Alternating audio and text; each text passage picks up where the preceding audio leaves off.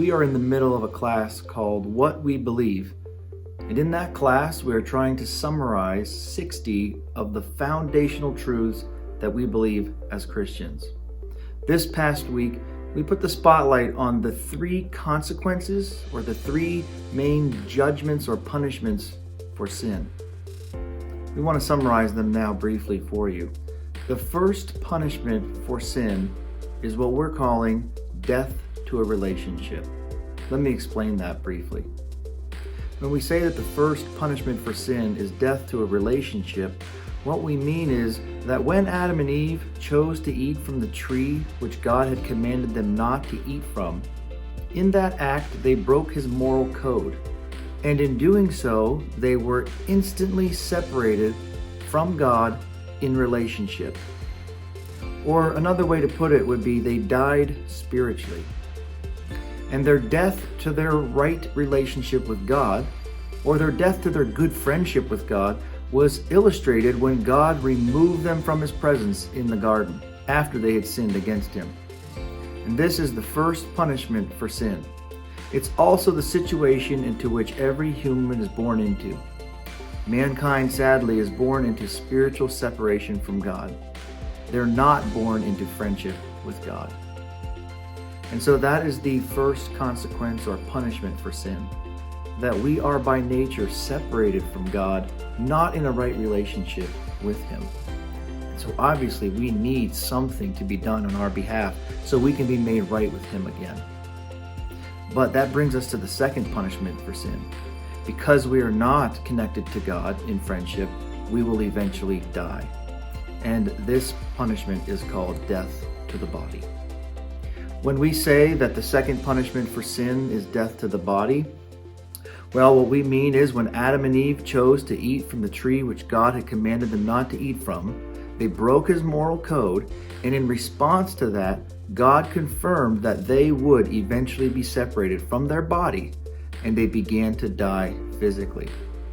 This is the second punishment for sin, and it is also passed down to all who came after Adam and Eve. The fact that every human will die is the greatest non-negotiable truth in all the universe.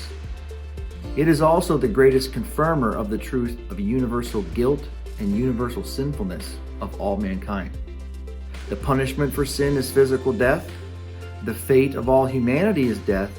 And so the conclusion is all have sinned because all will die.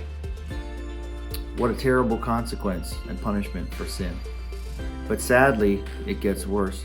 The third and final punishment for sin is called death to a future joy. Let's explain this briefly.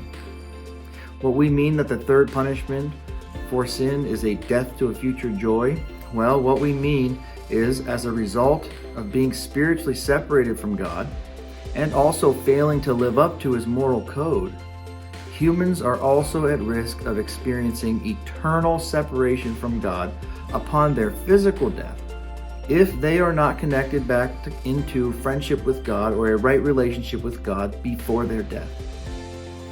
This death is recorded in the Bible as the second death, or that would be being dead to God in a relationship forever, or being dead to your relationship with God for eternity future. Wow.